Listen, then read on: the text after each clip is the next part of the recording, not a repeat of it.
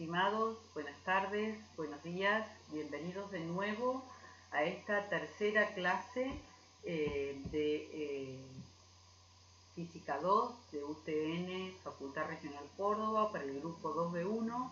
Esto tiene una continuidad con la calor y termodinámica segunda parte, dentro de estos videos de apoyo a el dictado de clase que estamos haciendo conjuntamente con los profesores del práctico del grupo 2B1. Soy la ingeniera Nancy Brambila y es un gusto estar con ustedes en esta modalidad, ya que por ahora de manera presencial no podemos encontrarnos. Vamos a hacer un breve repaso de los temas que vimos hasta ahora y dónde pueden encontrar referencia de esos temas en la bibliografía que se les subió al aula virtual del libro Física Universitaria. Básicamente pueden usar o deben usar el capítulo 17, que hace referencia a temperatura y calor. De ahí vimos la parte de equilibrio térmico, termómetros, las distintas escalas, el principio de funcionamiento de los termómetros. También por efecto de la temperatura, cómo variaban algunas propiedades denominadas propiedades termométricas, entre ellas, por ejemplo, las dimensiones de un objeto, la dilatación longitudinal, la dilatación a nivel de un área o de un volumen. Tenemos que distinguir también en ese capítulo la diferencia entre calor y temperatura, el flujo de calor que produce, habíamos visto, un cambio en la temperatura del sistema, el que recibe o el calor, pero también puede producir cambios de fase y ahí aparecen los calores latentes de los materiales. Y finalmente otro tema que tendrían que revisar de ese capítulo tiene que ver con las maneras en que se produce la transferencia de calor. Puede ser por conducción, por convección o por radiación. Así que si bien los casos más generales uno los asocia a una conducción, o sea, un contacto efectivo, las otras formas de transferencia de calor también tenemos que tener una idea de cómo se producen, básicamente tomando los lineamientos que les damos nosotros en cuanto al alcance o la profundidad de esos temas.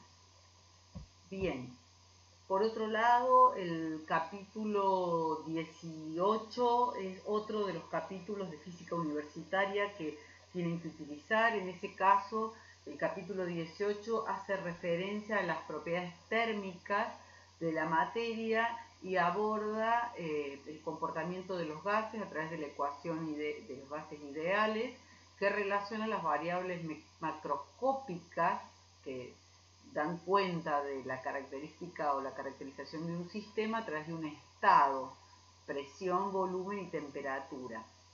En el capítulo 19, que es otro de los capítulos que tenemos que tomar o que abarcan la temática que nosotros abordamos, se trabaja con la primera ley de termodinámica, los procesos termodinámicos, y abordamos básicamente en detalle los 4 procesos termodinámicos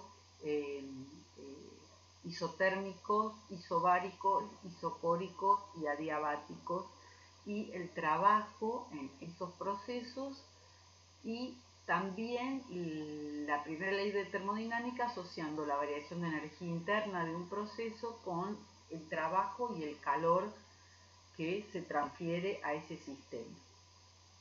Por último, el capítulo número 20 aborda la segunda ley de la termodinámica, básicamente aplicando los conceptos de la termodinámica a las máquinas térmicas y analizando distintos ciclos cerrados, transformaciones cerradas o ciclos térmicos, como puede ser el ciclo Carnot, el ciclo Otto, el ciclo Diesel, entre otros. Hecha esta aclaración para ubicarlos a ustedes y para que puedan estudiar y avanzar con el estudio y por supuesto estamos disponibles los docentes en los horarios de cursado que están establecidos como horarios de consulta para que ustedes puedan resolver sus dudas acerca de que le queden acerca de su estudio en la bibliografía indicada y en el material que les estamos facilitando. Vamos a pasar a presentar el tema de hoy, primero hacer un resumen. Tienen acá un resumen en el material también que les he dado de clase de algunas transformaciones y ecuaciones que rigen esas transformaciones,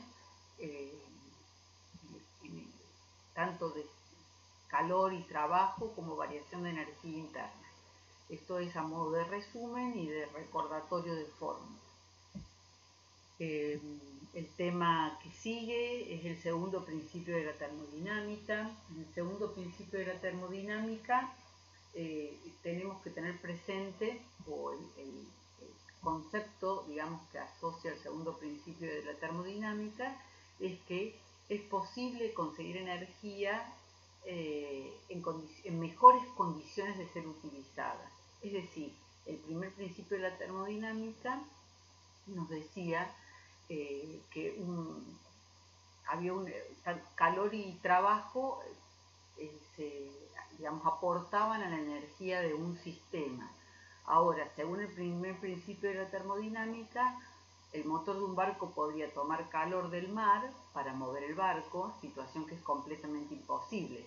O sea, el segundo principio de la termodinámica viene a darnos unas condiciones adicionales en los procesos termodinámicos para que efectivamente puedan utilizarse, puedan darse.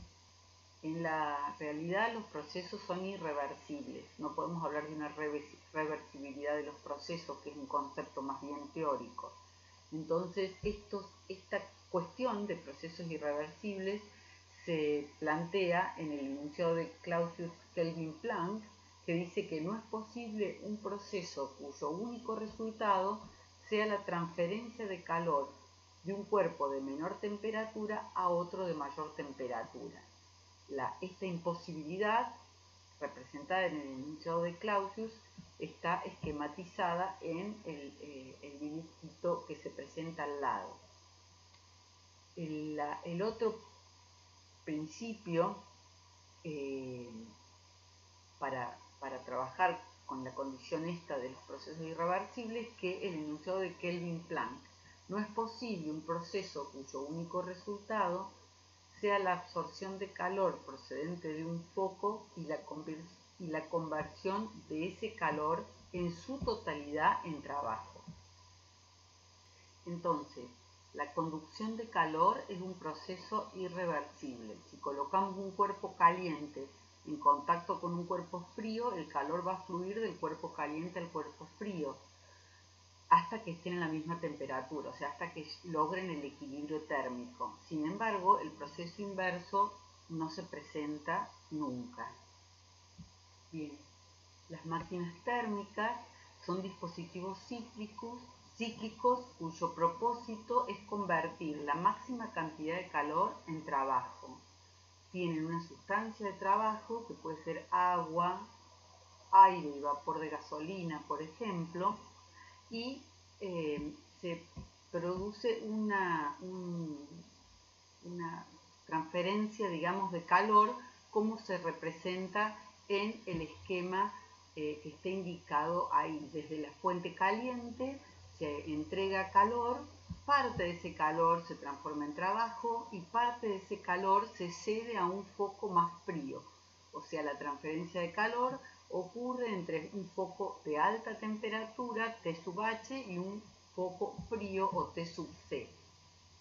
Es un proceso cíclico, como decíamos, y por lo tanto, como está indicado ahí, la variación de energía interna va a ser igual a 0 y el trabajo se define como el calor que ingresa del foco de alta temperatura y menos el calor que se cede al foco de baja temperatura. El rendimiento va a ser salida sobre entrada, o sea, trabajo sobre Q sub H, que reemplazando por la expresión que teníamos más arriba de definición de trabajo, nos quedaría como que el rendimiento está dado como 1 menos Q sub C sobre Q sub H. Podríamos enunciar que es imposible que una máquina térmica funcione cíclicamente sin producir ningún otro efecto que extraer calor de un foco convirtiéndolo en una cantidad de trabajo equivalente. O sea, las máquinas térmicas y su principio de funcionamiento nos permiten una nueva definición de esta imposibilidad que hablábamos del segundo principio de la termodinámica. Un ejemplo de una máquina térmica podría ser, por ejemplo, la máquina a vapor, que estaría representado por este primer esquema. En una máquina de vapor se calienta el agua a presión constante, aproximadamente unas 100 atmósferas, hasta punto de vaporización, que es una temperatura de unos 500 Celsius. Ahí tenemos entonces vapor de agua a alta temperatura. Luego el vapor se expansiona contra un pistón realizando trabajo, por ejemplo, moviendo las palas de una turbina. Y luego escapa a una temperatura menor y se enfría en un condensador. El agua condensada se bombea nuevamente a la caldera donde se calienta y se repite este ciclo. A continuación vamos a representar algunos ciclos térmicos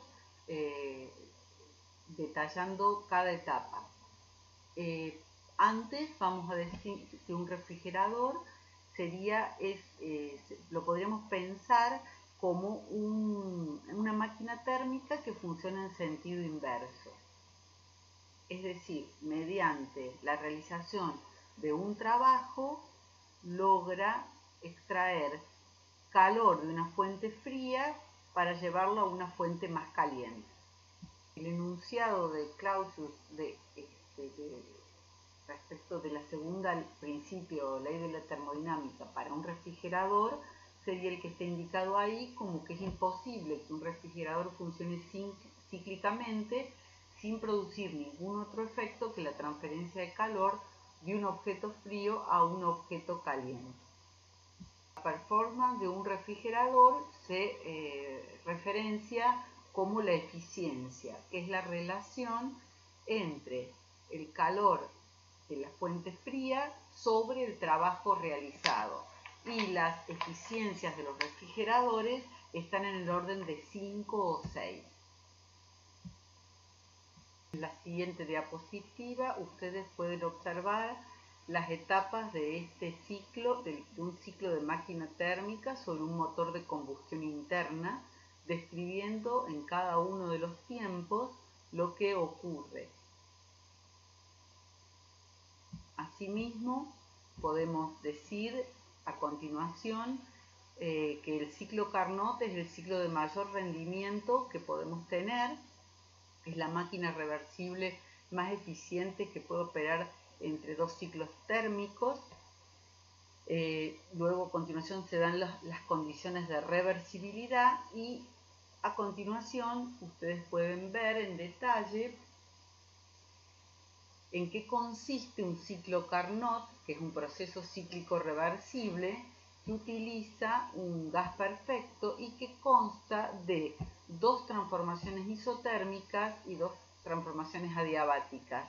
Tal como se indica en la figura, se representa por un lado el ciclo Carnot en sus 4 etapas: expansión isotérmica, expansión adiabática, comprensión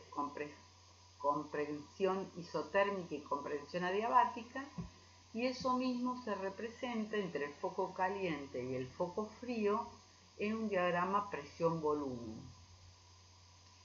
Como ustedes podrán deducir, en cualquier parte del ciclo que nos encontremos, a partir de los datos iniciales y el conocimiento de presión y volumen en cada vértice, podemos calcular el trabajo, el calor y la variación en energía interna de cada etapa sabiendo qué tipo de proceso se hace. Por lo tanto, podemos calcular el trabajo total, el calor absorbido y el calor cedido, y con las fórmulas que habíamos presentado, el rendimiento del ciclo. Los invito a ver en detalle este tema en la bibliografía citada Física Universitaria. También aquí está presentado la demostración del límite del rendimiento de un motor real, que se obtiene aquí desarrollado en relación con la máquina ideal de Carnot. Por último, y a modo de ejemplo, para que ustedes puedan estudiar un ejercicio resuelto, por supuesto, además de todo la ejercitación y el desarrollo de ejemplos que le van a dar los profesores del práctico, los docentes del práctico, se presenta un ejemplo resuelto de una máquina térmica que trabaja con un gas monoatómico y que describe un ciclo reversible ABCD de la figura, sabiendo que el volumen en C es 2 veces el volumen en B. Se pide calcular, y teniendo en cuenta los datos que se presentan en el ejemplo, se pide calcular el valor de las variables termodinámicas desconocidas de cada vértice, calcular para cada etapa del ciclo trabajo, calor y variación de energía interna, y el rendimiento del ciclo. Como verán, el ejercicio está resuelto. Por ejemplo, el proceso AB es un proceso adiabático y se presentan ahí todo el detalle de la resolución, en este punto y en el siguiente.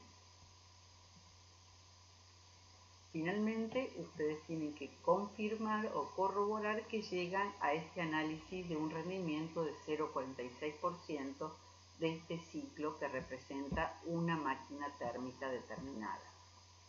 Bien, en esta instancia vamos a dar por terminada esta presentación y quedamos a disposición por medio del aula virtual y de autogestión para resolver las dudas que se vayan presentando, tanto los docentes del práctico como yo. Es un gusto haber compartido con ustedes este video, espero que estén bien y nos vemos pronto.